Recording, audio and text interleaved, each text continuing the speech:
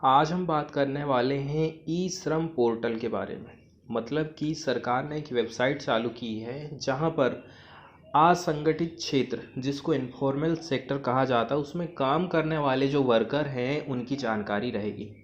बात ऐसी है कि पिछली बार जब लॉकडाउन लगा था तो जब संसद चल रही थी तो उसमें अपोजिशन की तरफ से क्वेश्चन पूछा गया कि असंगठित क्षेत्र के बारे में कोई जानकारी है, डेटा है कि नहीं है, कि कितने लोग हैं, कौन कौन सी उनको स्कीम का लाभ मिला है। तो सरकार कोई जवाब नहीं दे पाई थी। इसी बात को लेकर के सुप्रीम कोर्ट ने भी कई बार केंद्र सरकार को कहा है, कई बार आलोचनाएं भी कहीं, कई बार फटकार भी लगाई है। तब जाके सरकार ने ये वेबसाइट को चालू करी है जहां पर असंगठित क्षेत्र में काम करने वाले जो मजदूर हैं उनकी जानकारी इकट्ठी रहेगी। अब जो असंगठित क्षेत्र में काम करने वाले वर्कर हम किनको कहेंगे? ठीक है, जिनका पीएफ का पैसा नहीं कटता है, जिनके काम के जो घंटे हैं वो निश्चित नहीं रहते हैं, कभी 12 घंटे, कभी और भी उससे ज़्यादा। जबकि यदि जो संगठित क्षेत्र में काम करने वाले जो वर्कर हैं ना, रिटायरमेंट के बाद पेंशन मिलेगी, पीएफ का पैसा कटेगा, 8 घंटे आपके निश्चित हैं कि 8 घंटे आपको काम करना है, छुट्टियां मिलती हैं। ऐसी बहुत सारी सुविधाएं जो है संगठित क्षेत्र के वर्कर को मिलती हैं। लेकिन जो असंगठित क्षेत्र है यहाँ पर काम करने वाले वर्करों का फ्यूचर हमेशा अनिश्चित रहता है। एग्जाम्पल के तौर पर हम बात करते हैं, एमपी से कई सारे जो वर्कर हैं वो महाराष्ट्र जाते हैं। कौन सा काम करने के लिए? जो घर बनाते हैं ना, ईंटों के माध्यम से जो घर बनाए जाते हैं उनमें मजदूरी करने के हिसाब से वो महाराष्ट्र जाते हैं, क्योंकि वहाँ मजदूरी ज़्यादा है। इस हिसाब से वो लोग एमपी से महाराष्ट्र जाते हैं। ईंट भट्टों में काम करने वाले लोग हो गए, ठीक है। इसके अलावा और भी कई सारे लोग, जैसे कि मान के चलो एक मजदूर है, बड़े किसान यहाँ मजदूरी करने जाता है, निदाई करने के लिए जाता है, तो ये सब असंगठित क्षेत्र कहलाता है। तो इसमें सरकार जो जानकारी इकट्ठा करके रखेगी, जैसे क्या क्या चीज़ पूछ रही सरकार, आप यदि मजदूर हो, आप काम करने वाले, तो आपसे पूछेगी आपने कोई के पास कोई स्किल है क्या। जैसे कई प्रकार के स्किल हो सकते हैं, कोई बिजली का काम कर लेता, कोई दूसरा काम कर लेता है। शैक्षणिक योग्यता क्या है, आप रहने वाले कहाँ के हो, स्टेट कौन सा है, ऐसी जानकारी इसमें मांगी जाएगी। इस जानकारी का यूज़ भविष्य निधि, ठीक है, आवासन की सुविधाएं, राशन कार्ड की सुविधा जैसी कई सारी चीज़ें हैं, इनका लाभ वर्कर को मिलने वाला है। इसके साथ एक बात और रहेगी कि यदि कभी सरकार को लगता है कि इनके स्किल को डेवलप करके हम स्किल डेवलपमेंट का काम कर सकते हैं, ठीक है, इनके कौशल को बढ़ाया जा सकता है और इनको रोजगार प्रोवाइड किया जा सकता है, तो ये काम भी सरकार आसानी से कर सकती है। इसलिए जो डाटा काफ़ी इंपॉर्टेंट हो जाता है। और दूसरी बात, फिर जैसे कि उस बार अपोजिशन वाले ने क्वेश्चन पूछे थे तो सरकार के पास कोई जवाब ही नहीं था कि आखिर कितने ऐसे वर्कर थे, ठीक है, माइग्रेंट वर्कर, उनके कोई जवाब ही नहीं दे पाई थी सरकार। अब इसमें क्या है, एक तो आप अपने से खुद से ही रजिस्ट्रेशन कर सकते हैं, या फिर जो कॉमन सर्विस सेंटर रहते हैं वहाँ पर जाके आप पंजीकरण कर सकते हैं। इसके लिए क्या है, रजिस्ट्रेशन के लिए सरकार ने 14434 टोल फ्री नंबर भी जारी कर दी है, ठीक है, जहाँ इससे जुड़ी बहुत सारी जानकारी हमको मिल सकती है। इसके अलावा यहाँ पर बात करी जाती है कि अभी तक 77 लाख जो है लोग इस पर रजिस्टर्ड हो चुके हैं, ठीक है। अब सबसे पहला जो फ़ायदा इसमें मिलने वाला है वो ये है कि मैं जैसे ही इस पर रजिस्टर्ड होऊंगा, मुझे 2 लाख रुपया का बीमा है, ठीक है। परमानेंट, जैसे कि डेथ हो जाती है, स्थायी विकलांगता आ जाती है, यदि आंशिक तौर पर विकलांगता मुझे आई है तो 1 लाख रुपया मुझे मिलने वाला है। और पंजीकरण यदि हो जाएगा आपको, तो आपको यूनिवर्सल अकाउंट नंबर मिलेगा, जो कि विशेष रूप से जो माइग्रेंट लेबर हैं उनके लिए सोशल सिक्योरिटी स्कीम है। राशन कार्ड की पोर्टेबिलिटी है, एक स्टेट से दूसरे स्टेट में जा रहे हैं तो राशन मिलना चाहिए उनको, ये सब चीज़ों का फ़ायदा भी मिल जाएगा। अब यहाँ पर समस्या एक चीज़ ये उत्पन्न हो जाती है कि जिन लोगों का पीएफ का पैसा कट रहा है उनको इस स्कीम का लाभ नहीं मिलेगा। दूसरी, ESIC भी आपका नहीं होना चाहिए। तीसरी बात यह है, उम्र का प्रावधान है, 16 साल से आपकी एज ज़्यादा होना चाहिए और 60 साल से कम होना चाहिए। 60 साल के ऊपर यदि आपकी एज है तो आप इस स्कीम का फ़ायदा नहीं ले सकते हो।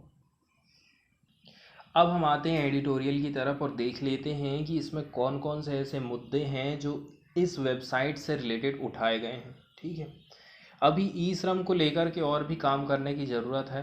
अभी बहुत अधिक चीज़ें कुछ हुआ नहीं है इसको लेकर के खास। ठीक है, अनऑर्गेनाइज्ड जो वर्कर्स हैं, identity are complex which portal registration may not be able to capture. तो अनऑर्गेनाइज्ड वर्कर का जो पहचान है, कहना चाहिए, कभी इधर काम कर लिए कभी वहाँ पर काम कर लिए, तो ये जो उनकी आइडेंटिटी है ना, उसको कैप्चर करना इस पोर्टल पर काफ़ी मुश्किल हो जाएगा। तो 26 अगस्त 2021 को ministry of labour and employment ने इस वेबसाइट को लॉन्च किया, ई श्रम पोर्टल जिसको कहा जाता है। ये क्या काम करेगा? ये जो पोर्टल है ये क्रिएट करेगा national database of unorganised worker. ठीक है, जिसमें ज़रूरत पड़ेगी आधार की। जिनके पास आधार कार्ड है वो यहाँ पर रजिस्टर्ड हो सकते हैं। अब इसके तहत क्या होने वाला है, 398 से लेकर के 400 मिलियन जो लोग हैं, जो वर्कर हैं, उनका रजिस्ट्रेशन होने वाला है। इनको ई श्रम कार्ड जो है प्रोवाइड किया जाएगा। ठीक है, और यदि आप देखा जाए ना, तो काफ़ी लंबे समय के बाद ये हमें देखने को मिला है। After the passage of the unorganised worker social security act 2008 एक कानून आ गया था अनऑर्गेनाइज सेक्टर से related, unorganised worker social security act 2008। इसके बाद में आज ये 2021 चल रहा, तब जाके ये जो श्रम पोर्टल हमें देखने को मिला है, जिसमें कि डाटाबेस सरकार देगी। आगे बात करी जाती है कि ये जो काम है ना, ये छोटा मोटा नहीं है, बहुत लंबे समय तक चलने वाला है।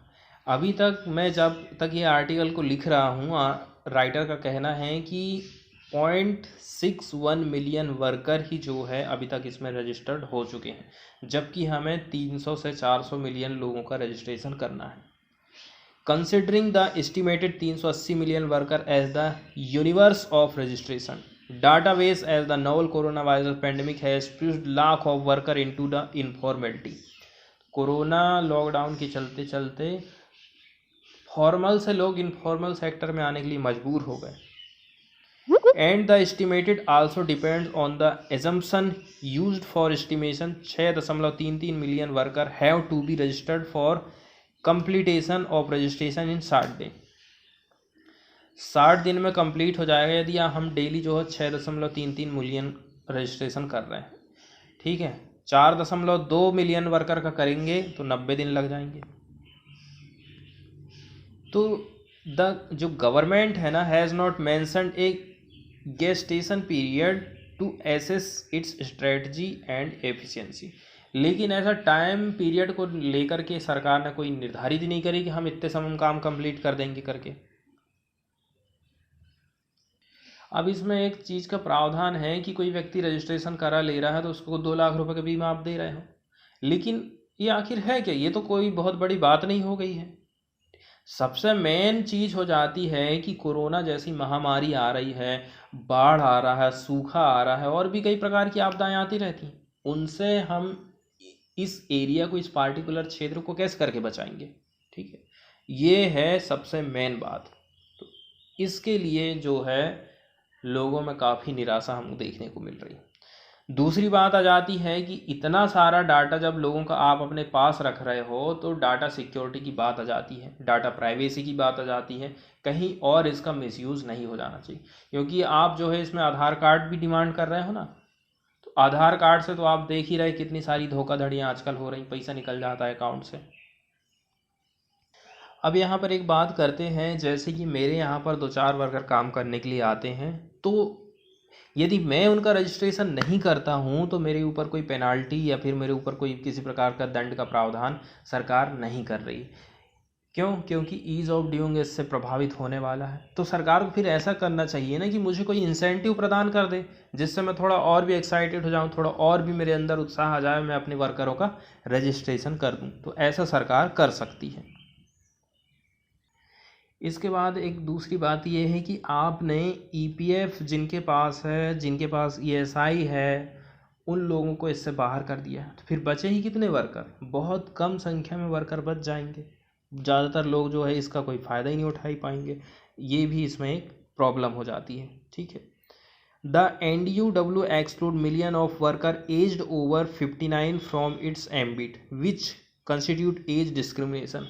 अब आपने एज का प्रावधान कर दिए हो, 16 से ऊपर होना चाहिए और 60 से ज़्यादा नहीं होना चाहिए, तो इसमें भी बहुत सारे लोग बाहर हो गए। इसके अलावा इसमें एक बात और है कि जहाँ पर 10 से बढ़कर काम कर रहे हैं ना, वहाँ पर ये एप्लीकेबल होती है, तो फिर बाकी जगह क्या होगा? इसके अलावा देखो, मान के चलो अभी एक व्यक्ति जोमेटो में काम कर रहा था, खाना वाना बांटने का काम, अब लॉकडाउन के चलते चलते उसका काम प्रभावित हो गया, अब वो किराना की दुकान में काम करने के लिए जाने लगा, तो वो इसका लाभ ले पाएगा कि नहीं ले पाएगा, उसके काम को ये पकड़ पाएगा कि नहीं पकड़ पाएगा, ये भी एक बड़ा मुद्दा है इसमें। ठीक है। इसके अलावा सर्वर का भी मुद्दा, भी महाराष्ट्र में कुछ दिनों सर्वर डाउन चल रहा था, तो केंद्र सरकार भी अभी राज्यों पर डिपेंड हो गई है कि राज्यों की स्पीड किस प्रकार से है। ठीक है, इसमें रजिस्ट्रेशन कराने को लेकर के। इसके अलावा हमको करप्शन भी देखने को मिल सकता है। There is also concern of corruption as middle service agency, जैसे कि internet provider might charge exorbitant charges to registered and print the E Shram card. तो यदि मैं खुद से नहीं कर पा रहा हूँ, मान के चलो मैं इंटरनेट कैफ़े की दुकान में गया, तो वो मुझसे चार्ज ले सकता है, उसके लिए भी तो मेरे पास पैसा होना चाहिए ना। तो ऐसा तो है नहीं कि इसका हम कोई चार्ज, सरकार कोई चार्ज नहीं ले रही तो वो नहीं लेगा पैसा, वो तो लेगा ही अपना। तो वो भी जो है पता चलता है सामने वाले को जानकारी नहीं है, वो ज़्यादा चार्ज ले लिया। किसी के पास पैसा नहीं है तो वो कह देगा मेरे पास पैसा नहीं, मैं नहीं करवा रहा, अभी बाद में करवाऊँगा। इसके अलावा सरकार को क्या करना चाहिए?